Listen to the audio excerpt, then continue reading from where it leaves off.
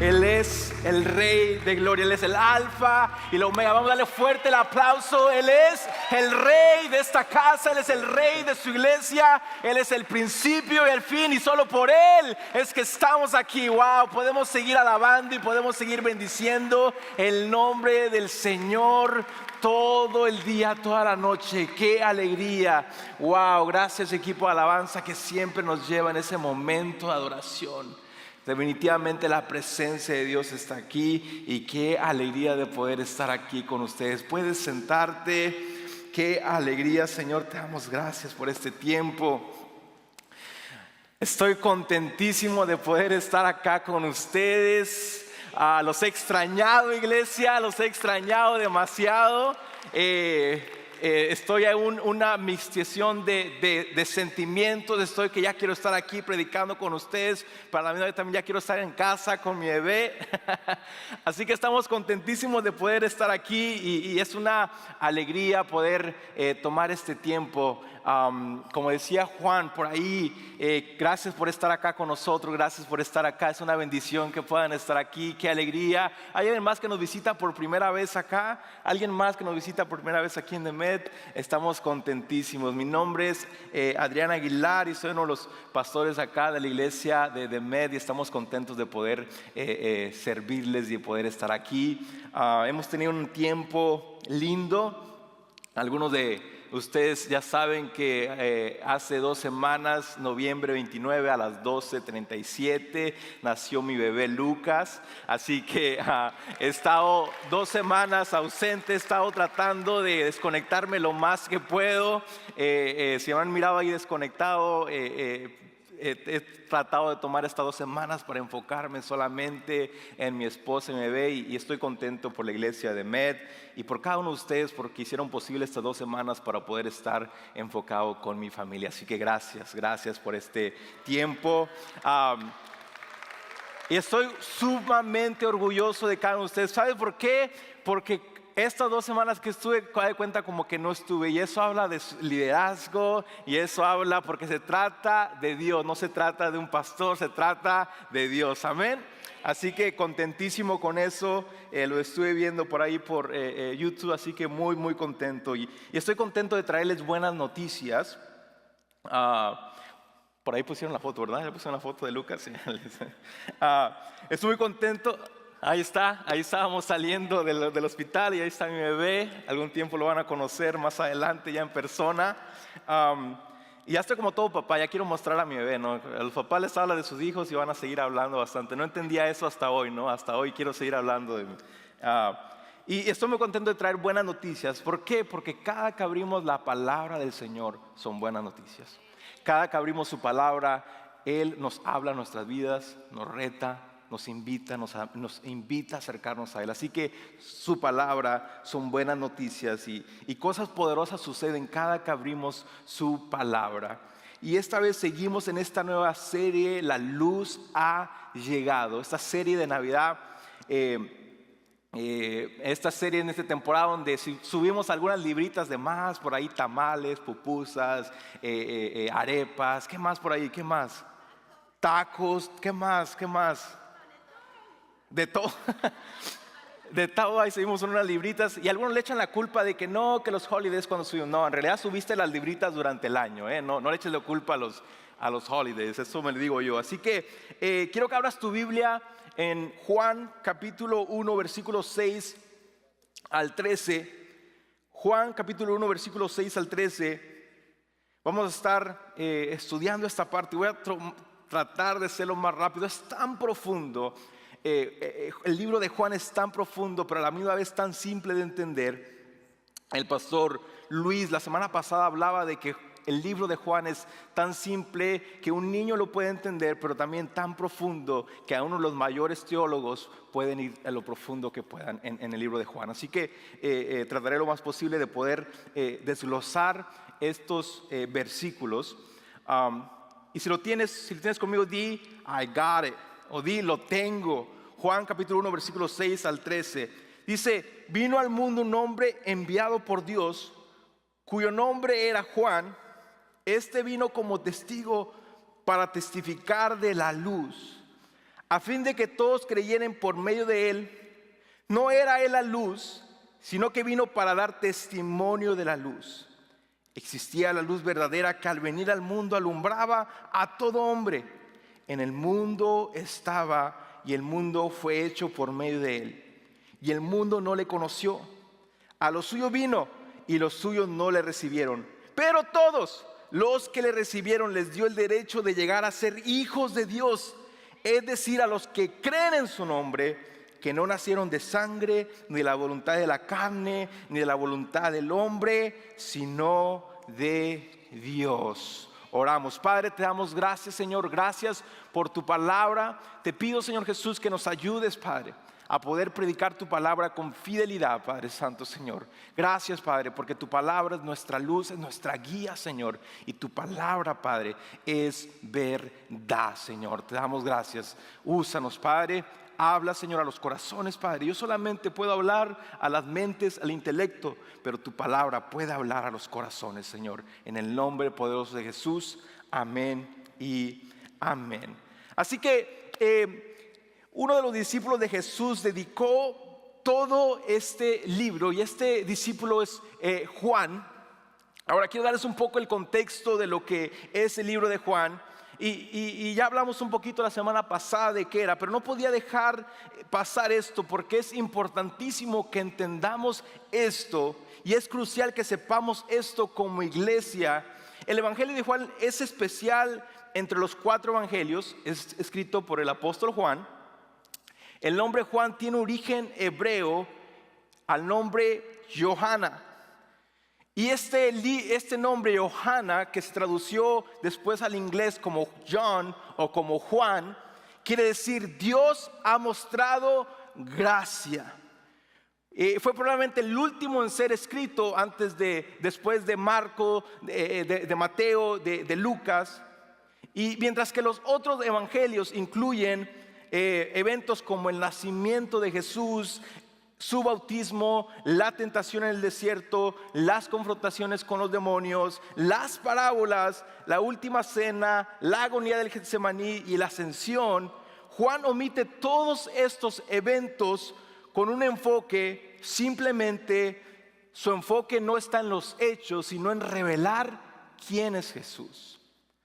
De hecho, el propósito por el cual Juan escribe este libro de Juan, está en los versículos 30 y 32 del capítulo 20, donde dice, Juan 20, 30 y 31 dice: y muchas otras señales hizo también Jesús en presencia de sus discípulos, que no están escritas en este libro, pero estas se han escrito para que creáis que Jesús es el Cristo, el Hijo de Dios, y para que al creer tengáis vida eterna.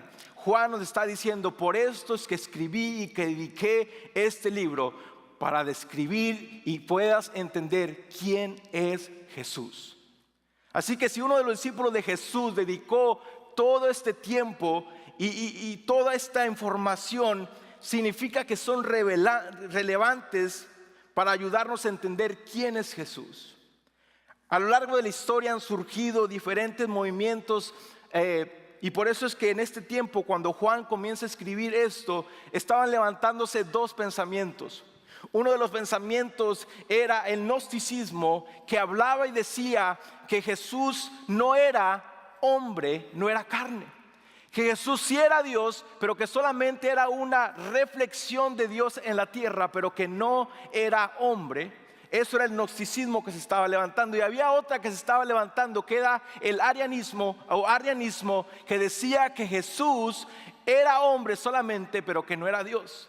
Así que Juan comienza a escribir para decir: no, en el que hemos creído, Él es completamente hombre y es completamente Dios, y vino a la tierra a morir por nosotros, y solamente en Él hay salvación. Por eso Juan está escribiendo diciendo: es importantísimo que entendamos esto. Así que Juan se pone, y esto sería, si creyéramos alguna de estas cosas, sería como decir que Abraham Lincoln hizo algunas cosas presidenciales, como liberar a los esclavos, como mantener a todo un país en medio de una guerra civil. Hizo cosas presidenciales, pero no fue presidente. Es como decir eso, claro que si nos equivocamos con Abraham Lincoln solamente estaríamos históricamente equivocados, pero si decimos que Jesús no es Dios, o si decimos que Jesús no fue hombre, si decimos estas cosas, estaríamos, toda nuestra base y nuestro centro de nuestra fe en lo que creíamos se derrumbaría. Así que es súper importante que como iglesia entendamos a quién adoramos y a quién servimos. Así que por eso es que Juan dedica todo este tiempo, y hay un peligro de un entendimiento equivocado.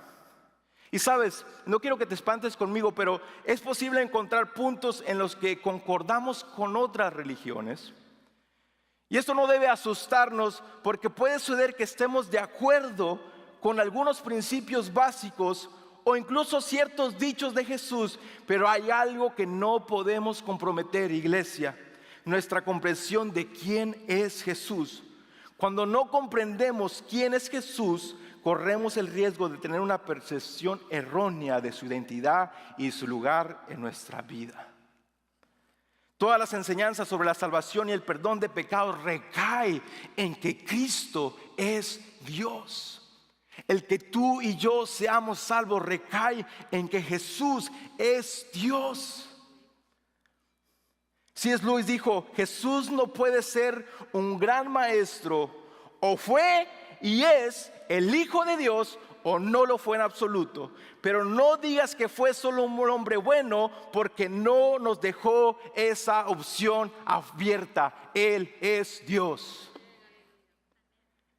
Interesante, porque diré esto con mucho amor. Prefiero tener fe en quien Jesús dijo que era y confiar en el testimonio de alguien que caminó con Él, que vio las enseñanzas, que miró los milagros, que caminó y miró y luego comenzó a escribir de su mano, de su puño y letra, y comenzó a escribir todas las cosas que hizo Jesús, a querer confiar en lo que dice Discovery Channel, History Channel, Los Simpson y otra cosa. Cristo es Dios y eso no cambia, y eso es una verdad que sigue siendo y seguirá siendo, y es el centro de lo que creemos. Así que eso necesitamos creer y confiar. Es una introducción poderosa que no solo nos ayuda a entender cuando alguien viene a conocer del Señor. Una de las cosas que regularmente yo les recomiendo o recomendamos es que lean el libro de Juan. ¿Por qué? Porque les ayuda a entender no solamente parte de la Biblia, sino que les ayuda a entender quién es Jesús, en el cual han puesto su fe. Es fundamental para nosotros como iglesia que entendamos esto. Y esa es solo la introducción. Es tan profundo que podríamos seguir hablando, y 40 minutos no sería suficiente para poder describir la grandeza de nuestro Dios. Juan aún mismo dice: y todas las cosas que hizo no las pudiéramos escribir porque no alcanzarían los libros para decir lo que Él hizo y lo que ha hecho.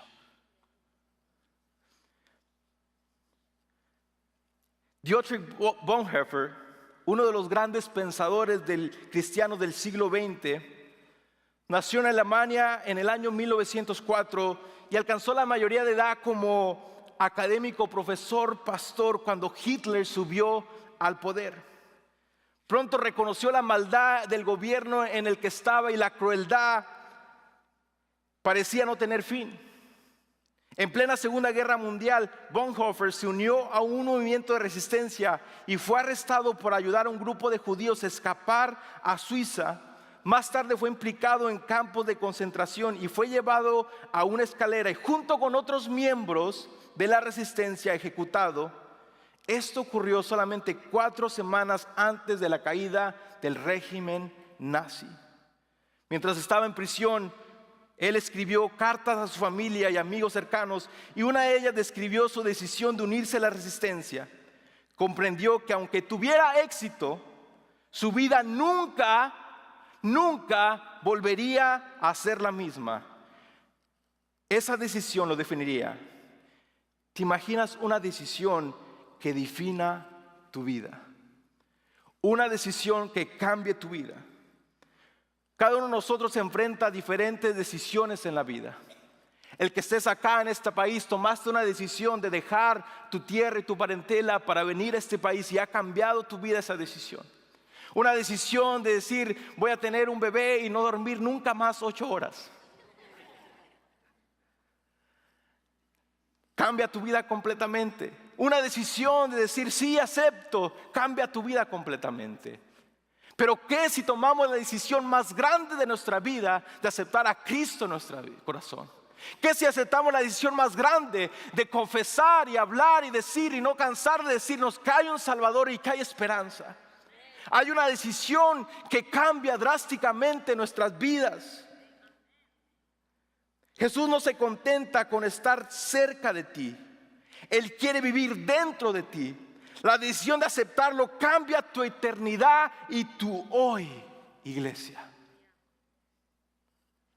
El desafío nos lleva al punto número 1, que es el desafío de Juan el Bautista. En los primeros versículos habla que había un hombre enviado de Dios que era Juan. Pero no está refiriéndose al autor, el apóstol Juan, sino está refiriéndose a Juan el Bautista, que era sido enviado como una luz para anunciar la venida de Cristo. Pero Juan hace un desafío, es decidir quién es Jesús en tu vida. Así que en los capítulos principios, el capítulo 6, en el versículo 6 dice: hubo un hombre enviado de Dios, el cual se llamaba Juan. Este vino para dar testimonio, para que diese testimonio de la luz, a fin de que todos creyesen por él. No era él la luz, sino para que diese testimonio de la luz. El texto desvía un poco la atención de quién es Jesús y la pone en un hombre llamado Juan el Bautista. Dios envía a Juan para hablarnos de una decisión importante que debemos tomar, iglesia. Aparece en escena para transmitir un mensaje de Dios sobre Jesús y contiene el llamado a una decisión.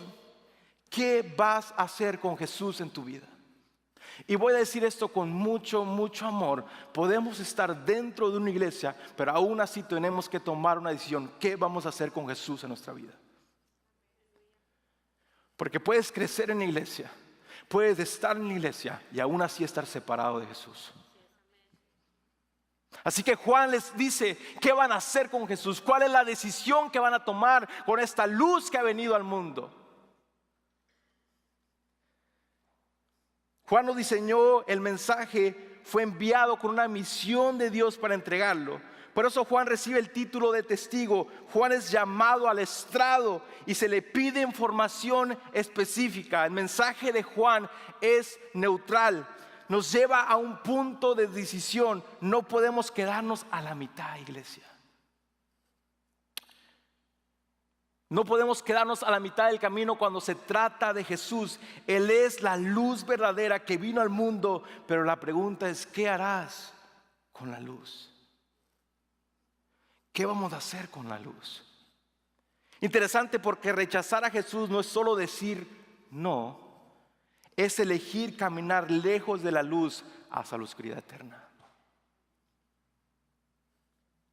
Juan 3, capítulo 19 al 21 dice: y esta es la condenación, que la luz vino al mundo y los hombres amaron más las tinieblas que la luz, porque sus obras eran malas. Porque todo aquel que hace lo malo aborrece la luz y no viene a la luz, para que sus obras no sean reprendidas. Pero el que practica la verdad viene a la luz, para que se manifieste que sus obras son hechas en Dios. ¿Estamos viviendo en luz o tinieblas? En el día a día esto se traduce en decisiones, iglesia, que tenemos que tomar. Estoy actuando con integridad, con amor, con paciencia, con verdad. Estoy actuando con actitudes, palabras o acciones que quizás no agradan a Dios o que sí agradan a Dios. Dios nos llama a venir a la luz, lo que significa confesar nuestras faltas y aceptar y decir que necesitamos de un Dios que perdona todos nuestros pecados. Practicar la verdad no solo se transforma a ti, transforma a los que te rodean. Queremos tener una iglesia exitosa, practiquemos la verdad. Porque no solamente te va a transformar a mí, o te va a transformar a ti, va a transformar a los que están a tu alrededor. Y van a comenzar a pedir y decirte: ¿qué está pasando en esa iglesia? ¿Qué está pasando ahí? ¿Qué está pasando contigo? ¿Por qué actúas ahora antes así y ahora actúas así? Y van a comenzar a decir qué es lo que hay. Y eso es porque la luz, hemos aceptado la luz de Jesús en nuestras vidas. En palabras simples, vivir en la luz es vivir en honestidad con Dios, con los demás, dejando que su gracia se haga evidente en nuestras vidas. Jesús vino como la luz, pero el mundo estaba ciego y no podía verlo. El que creó al mundo estaba en el mundo, pero el mundo no lo reconoció. Interesante, porque Jesús hizo nuestros ojos, pero nos negamos a ver su gloria. Jesús hizo nuestros oídos, pero nos negamos a escuchar sus palabras. Jesús hizo nuestras cabezas, pero muchas veces nos negamos a inclinarnos delante de Él y reconocer que necesitamos de Él. Juan ilustra lo que hace un testigo adecuado de Jesucristo. Juan no es la luz misma, pero él que puede hacer es reflejar la luz de Cristo. Y eso es lo que tenemos que hacer como iglesia. La luz ha llegado. Y la luz llega cuando Cristo llega a nuestros corazones, pero solamente sucede cuando tomamos una decisión. Juan 5, 35, 36 dice, Él era la lámpara, hablando Jesús sobre Juan, dijo, Él era la lámpara que ardía y alumbraba, y vosotros quisiste regocijarnos por un tiempo en su luz, pero el testimonio que yo tengo es mayor que el de Juan, porque las obras que el Padre me ha dado para llevar a cabo, las mismas obras que yo hago, dan testimonio de mí, de que el Padre me ha enviado. Iglesia, el centro no es un hombre, el centro es Cristo. Él es el que brilla, Él es el que hace brillar nuestras vidas. Es solamente Él, no es la iglesia, no es el lugar, no es el local, es Cristo. Por eso Juan les dice, quisieron brillar, por eso Jesús les dice, quisieron brillar con su luz, pero mi luz es más grande que eso.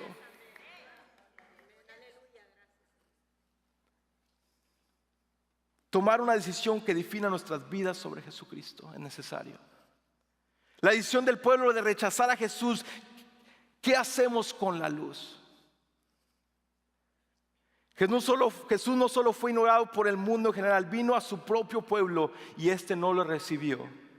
Dios había elegido un pueblo especial que era el pueblo de Israel. Había hecho un pacto con ellos y les había prometido un Mesías que vendría a liberarlos de sus pecados. Cuando llegó Jesús buscaban su Mesías, pero lo rechazaron, y Él prometió al prometido, al enviado de Dios.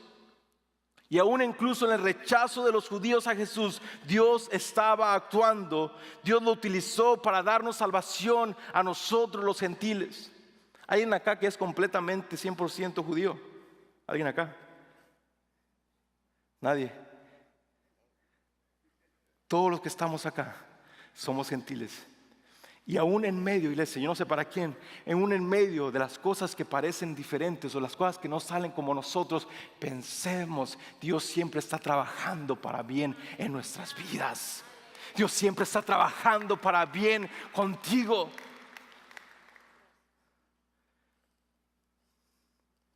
Alguien dijo, no podemos forzar a aceptar su amor. Si elegimos cerrar los ojos a la luz, la oscuridad es nuestra propia elección. Nadie más puede traer la salvación, ninguna otra luz puede atravesar la oscuridad de nuestro pecado, iglesia. Jesús fue rechazado en su mayoría, por algunos se volvieron, dice el versículo 12. Y esta frase, creyendo en su nombre, es el término clave del Evangelio de Juan, un término que encontramos casi 100 veces a lo largo del libro, creyendo en su nombre. Y cuando creemos en su nombre nos da lo que es el punto número 3, el regalo más grande, que es ser hijos de Dios. Cuando recibimos a Jesús creyendo en Él, nos convertimos en hijos de Dios.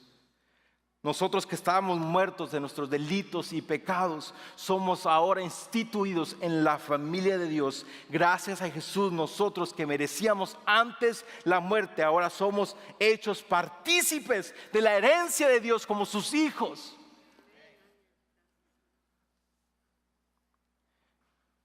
Ve ahora cómo esta única decisión de recibir a Cristo define completamente nuestras vidas. Por eso es que les daba esta introducción tan larga, porque no podemos equivocarnos en quién es Jesús.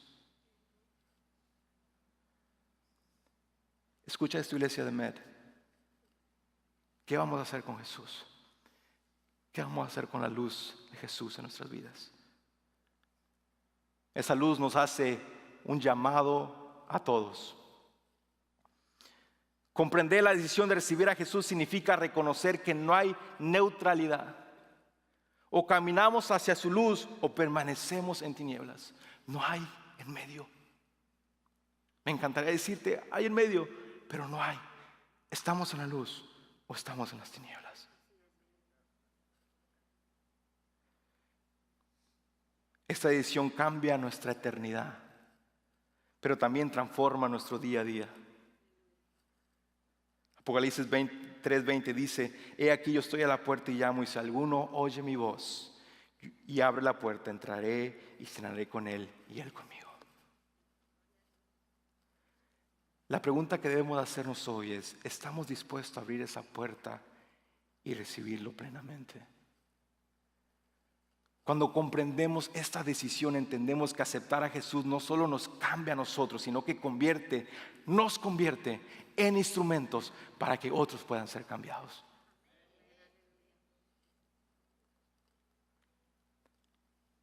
Ahora, pero todos los que le recibieron les dio el derecho de llegar a ser hijos de Dios. Es decir, a los que creen en su nombre, que no nacieron de sangre, ni de voluntad de carne, ni de la voluntad del hombre. Los judíos pensaban que eran salvos por la sangre judía que corría en sus venas. Así que por eso Juan les dice aquí bien claro: no es los que no nacieron de sangre.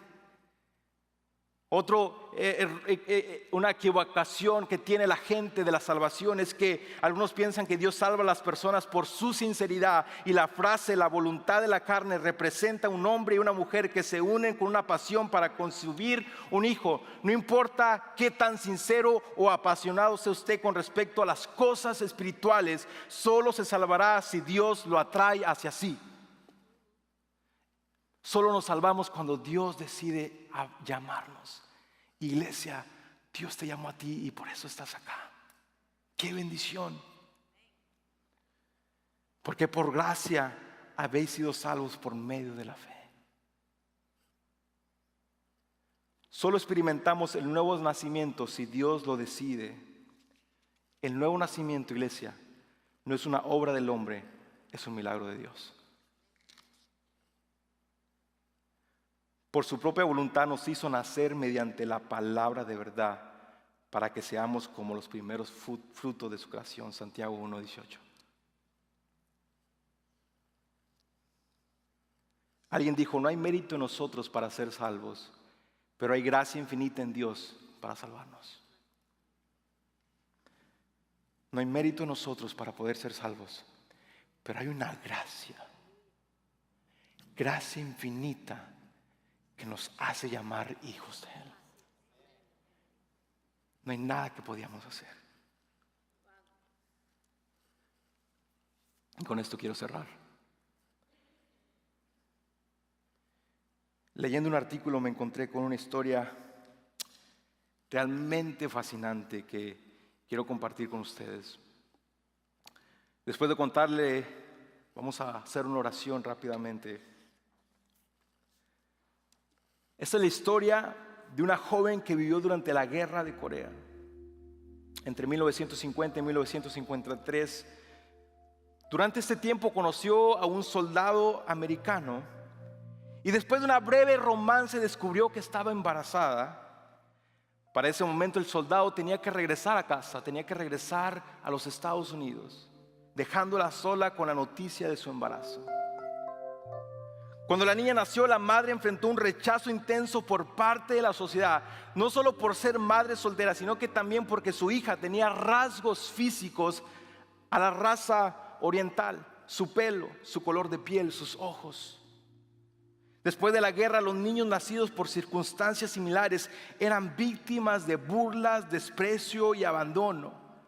La sociedad coreana lo rechazaba con la intensidad de que muchas madres optaban por abandonar a sus hijos o venderlos a soldados extranjeros, o en casos extremos acabar con su propia vida para evitar el sufrimiento. Sin embargo, esta madre decidió ser diferente. A pesar del rechazo social, decidió criar a su hija lo mejor que pudo. Cuando la niña cumplió 4 años, la madre conoció a un granjero coreano que le propuso matrimonio, pero con una simple condición: esta niña no puede ser parte de nuestro matrimonio. Así que esto lo llevó a tomar una decisión difícil. Le prometió a su hija que le enviaría a vivir con su tío y la llevó a una estación de tren. Al bajar del tren, la niña pronto descubrió que no había ningún tío esperándola. Lo que es más increíble es que después de que muchas madres hacían esto, así que la niña se dio cuenta cuando bajó que había muchos otros niños, al igual que ella, que eran abandonadas por sus madres en estaciones de tren. Estos niños sobrevivían como podían, comiendo lo que encontraban, robaban en las granjas, comían langostas secas, ratones. Vivían debajo de puentes, debajo de alfombras, debajo de cosas. Y lo más llamativo es que todos ellos recibían el mismo sobrenombre, Tuki. Este término significa niños del polvo, es decir, niños sin valor, insignificantes. La niña que es adulta hoy escribe en su libro lo que comenzó a pensar de sí misma en aquella época. Quiero compartirlo contigo, iglesia. Ella dice: cuando uno escucha lo que la gente dice de uno día tras día, siendo un niño comienzas a creerlo. En cualquier momento cualquier persona podía hacerme lo que quisiera físicamente, porque yo no era una persona, era un tugi.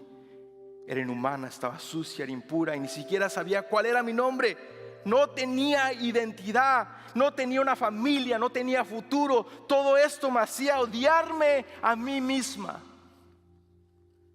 Durante 2 años esta niña vivió en estas condiciones, hasta que una vez cae enferma y gravemente es dejada en un basurero a morir.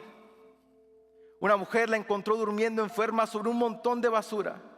No sabía cómo había llegado ahí, pero entendía que alguien la había dejado para morir. Así que esta mujer era una enfermera que le habían dejado un trabajo. Era una enfermera sueca enviada por World Vision, que había llegado a la ciudad para construir un orfanato. Pero la única misión de esta enfermera es solamente rescatar a los bebés, ya que refería que tenían menos traumas que los niños grandes. Así que lo único que podía hacer era continuar de largo, porque la niña ya tenía 6 años. Hizo como pudo para detenerla y ponerla más cómoda y comenzó a caminar, pero ella cuenta y dice que de repente sus pies comenzaron a sentirse pesados como cementos y escuchó una voz que decía: esa niña es mía. Creyendo que era la voz de Dios, no pudo seguir, así que regresó, la tomó con ella y la llevó al orfanato. En esos tiempos los orfanatos no es como los conocemos hoy. Vivían en camas de tela, en condiciones no las mejores, comían lo suficiente solamente para sobrevivir. La niña vivió en estas condiciones para dar años más, por algunos años más. Finalmente llegó el día que todos los niños esperaban con ansias. Se corrió la noticia que una pareja de americanos visitaría el orfanato para adoptar a uno de ellos. El alboroto y la emoción llenaron el lugar. Por muchos era la oportunidad de tener un futuro de esperanza. Pero esta niña sabía que no calificaba para la adopción. Ya tenía casi 9 años. Su responsabilidad como la mayor de todos los niños era peinar, bañar y vestir a los demás bebés de la mejor forma. Al día siguiente llegó la pareja de americanos y la niña recuerda y cuenta en su libro claramente, dijo esto, dijo: fue como si Goliat hubiera vuelto a la vida. Vi a aquel hombre con sus enormes manos levantar a cada bebé y supe que los quería a todos como si fueran suyos. Vi que las lágrimas le corrían por su rostro y supe que si hubiera podido se habría llevado a todos. Pero entonces algo inesperado sucedió. El hombre la miró reojo y ella, describiéndose a sí misma, escribió: aunque ya tenía casi 9 años y llevaba 2 años en el orfanato, aún tenía tierra pegada en la piel.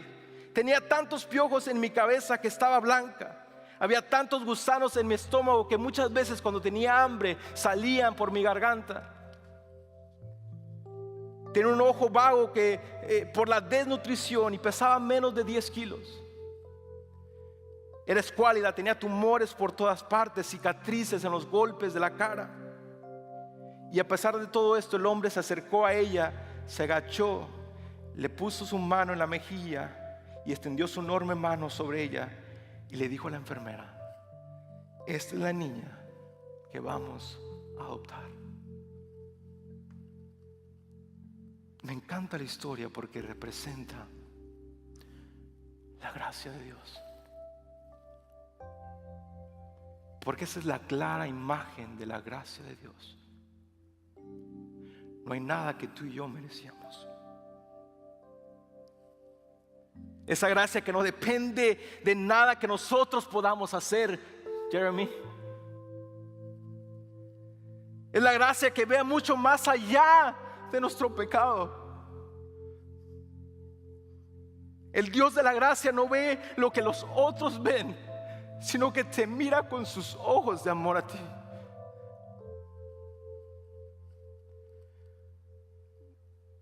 Porque a todos los que le recibieron les dio potestad de ser llamados hijos de Dios.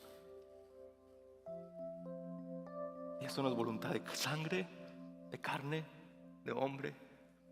Es por Él. Ahora la historia no termina ahí, porque hay un giro increíble e inesperado. Mientras este hombre la miraba y acariciaba su mejilla con un amor puro, y así escribiendo, dice: la mano en mi cara se sentía tan bien, y por dentro pensaba: por favor, no la quites.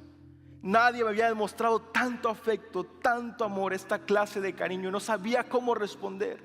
Así que le quité la mano de la cara, le miré a los ojos, lo escupí y lo volví a escupir, y corrí y me fui a esconder dentro de un armario. Al día siguiente la pareja volvió al orfanato y nadie lo hubiera culpado si hubieran cambiado de parecer o cambiado de parecer, y le hubiera dicho a la enfermera: preferimos adoptar a un bebé sin tantos traumas. Sin embargo, volvieron.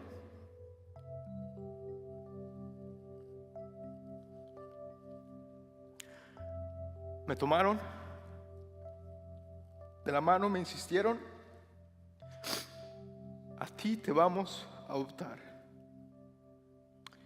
Me llevaron a su casa, me pusieron nombre, Stephanie. Me amaron y a través de ellos conocí al Señor Jesucristo como mi único y suficiente Salvador. Y hoy en día Stephanie vive con su esposo siendo misioneros y se dedican a rescatar jovencitas que piensan que no tienen futuro, que no valen nada. Es que Dios te ama tanto que no va a dejar de buscarte. Y no ha dejado de buscarte.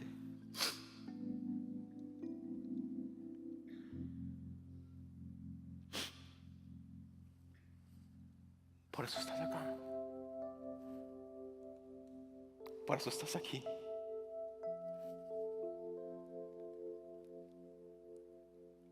La gracia de Dios no solo te cambia, te transforma.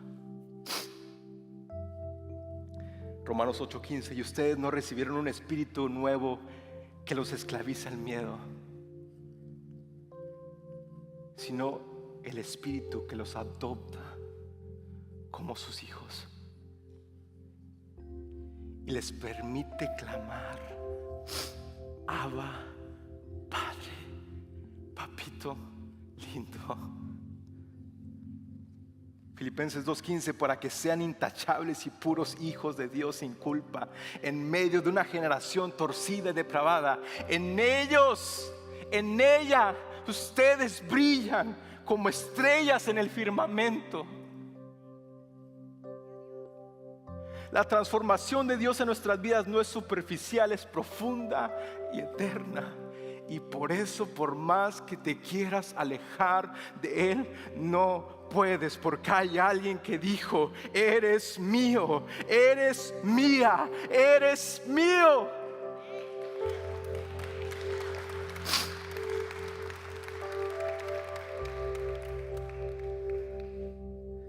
Que Dios conozca el número de las estrellas y el número de cada cabello de nuestra cabeza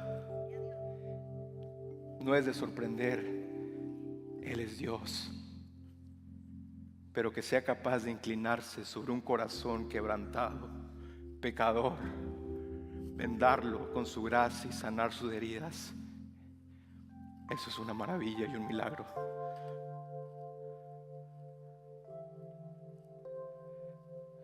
Su gracia nos perdona. Isaías 43:25. Yo soy el que borra tus transgresiones por amor a mí mismo, y no recordaré tus pecados. Su gracia trae salvación, porque la gracia de Dios se ha manifestado para salvación a todos los hombres. La palabra salvación significa socorrer, rescatar. ¿De qué nos salva? Romanos 5:9. Y ahora que hemos sido justificados por su sangre, con cuánta más razón por medio de él seremos salvos del castigo de Dios. Romanos 6:23. Porque la paga del pecado es muerte, mientras que la dádiva de Dios es vida eterna en Cristo Jesús nuestro Señor. Y te quiere salvar tanto que Juan 3:16, porque de tal manera amó Dios al mundo que dio su único Hijo para darnos vida en rescate a nosotros.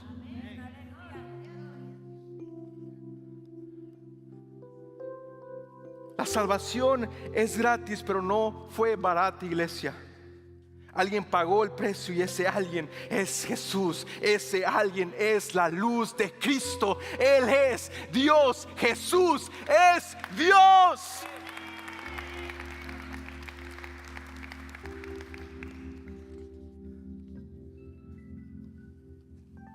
Pero pastor, ya nos pasamos 15 minutos, pastor. Ya tengo hambre, pastor. ¿Cómo alcanzo la salvación? Romanos 10:17. Así que la fe viene como resultado del oír el mensaje, y el mensaje que se oye es la palabra de Cristo. Hechos 3:19. Por tanto, para que sean borrados sus pecados, arrepiéntense y vuélvanse a Dios, a fin de que vengan tiempos de descanso de parte del Señor. Momento, pastor, ¿cómo lo hago? Romanos 8, 9, 10. Que si confesares con tu boca Jesús es el Señor, y crees en tu corazón que Dios se levantó de los muertos, serás salvo. Porque el corazón se cree para justicia, pero con la boca se confiesa para ser salvo.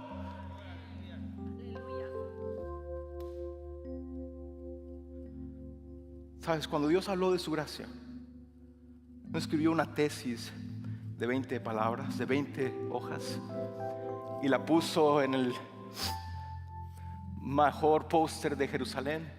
Cuando Jesús abrió de la gracia, solamente mostró amor al morir por nosotros. No se trata de cuánto sabemos, se trata de qué vamos a hacer con la luz de Cristo en nuestras vidas. Así que ponte de pie.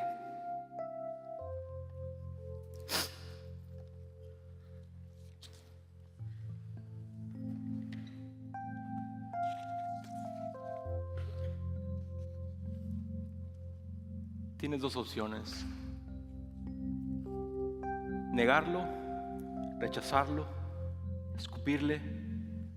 Pero te advierto, no va a desistir, porque te ama, te eligió y quiere transformar tu vida, Eduardo.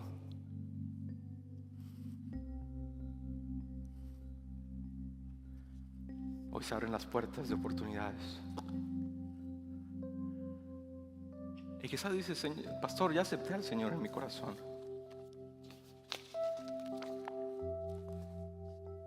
Se puede estar dentro de la iglesia y estar alejado del Señor. Así que cierra tus ojitos donde está. Y quiero que repitas conmigo esta oración. Señor Jesús, reconozco que te he fallado. Reconozco que soy pecador. Ven a mi vida, transfórmame, cámbiame. Te acepto como mi único y suficiente Salvador. Amén. Amén. Si tú has hecho esta oración por primera vez, quiero que levantes tu mano y donde tú estás. Si tú lo has hecho por primera vez, si has aceptado al Señor por primera vez en tu vida, si hubiera alguien que ha aceptado al Señor, quiero que levantes tu mano y donde tú estás. Y si todos hemos aceptado al Señor, qué alegría. Señor, te damos gracias. Gracias por tu palabra. Gracias por tu amor. Gracias por tu misericordia. Vamos a terminar. Si tú quieres oración y quieres orar, vamos a estar acá. Queremos orar por ti. Así que vamos a terminar con oración. Y si tú quisieras oración o algo, vamos a estar acá. Por allá está Rubén, por allá José. Así que, Padre, te damos gracias por tu palabra, Señor. No hay más que decir, Padre. Señor Jesús, podríamos querer hacer tantas cosas, pero tu palabra ha hablado a los corazones, Señor. Y eso es lo que queremos, Padre. Te damos gracias porque tu palabra siempre nos reta y nos invita a acercarnos a ti. Tú eres la luz, Jesús, tú eres Dios. Te damos gracias en el nombre del Padre, del Hijo y del Espíritu Santo. Iglesia, que la bendición del Padre, el Hijo y el Espíritu Santo esté con ustedes. Dale un fuerte abrazo al que tienes a tu lado. Dale un fuerte abrazo. Despídete de alguien que no ha saludado antes. Nos vemos la próxima semana. Dios te bendiga, iglesia.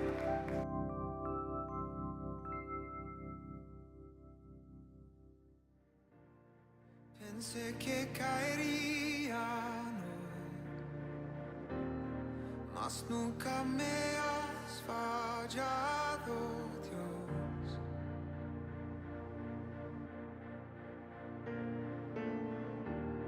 La espera terminará.